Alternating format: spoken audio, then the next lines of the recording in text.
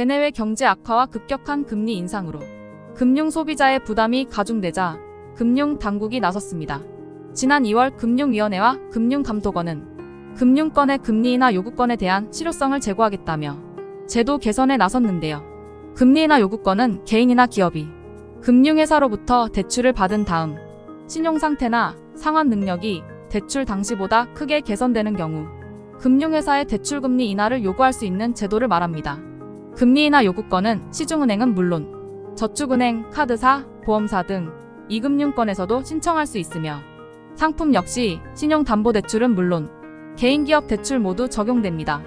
금리 인하 요구권 신청 조건에는 신용등급 상승, 취업 및 승진 등으로 인한 소득 및 재산 증가, 자영업자 기업의 매출액이나 순이익 증가 등이 해당됩니다.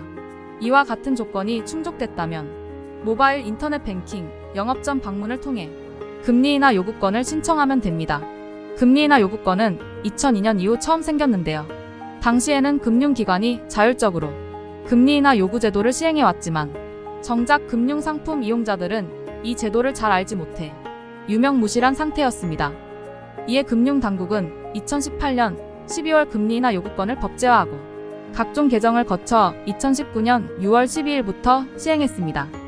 하지만 여전히 금리 인하 요구권에 대한 수용률이 낮은 상황이며 금리 인하 요구권과 관련된 정보 제공이 불충분하다는 지적이 이어지고 있는데요. 금융권의 금리 인하 요구권 신청 건수는 2019년 75만 4천 건, 2020년 96만 7천 건, 2021년 118만 3천 건, 지난해 상반기 119만 1천 건 등 매년 증가하고 있지만 금리 인하 요구권 수용률은 2019년 48.6%, 2020년 40%, 2021년 32.1%, 지난해 상반기 28.8%로 매년 낮아지고 있습니다. 또 지난해 11월 이후부터 금융사들은 대출 고객에게 금리 인하 요구권을 연이회 안내하고 반기별로 운영 실적으로 비교 공시하고 있지만 구체적인 내용이 아닌 단순 신청 건수 위주라 생색내기에 그친다는 목소리가 나오고 있습니다. 이에 금융위에서는 지난 2월 금리 인하 요구제도 실효성 제고 방안을 발표했는데요. 주요 내용은 다음과 같습니다. 금융회사가 금리 인하 가능성이 높은 차주에 대해서 금리 인하 요구권을 선제적으로 안내하고 금리 인하 여부 심사 시 승인 요건을 보다 구체적으로 안내하게 됩니다.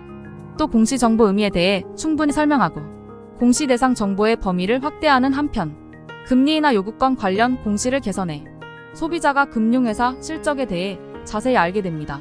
금리 인하 요구 신청에 대한 심사 결과 불수용 사유도 세분화해 구체적으로 소비자가 금리 인하 요구에 대한 거절 이유를 알게 됩니다.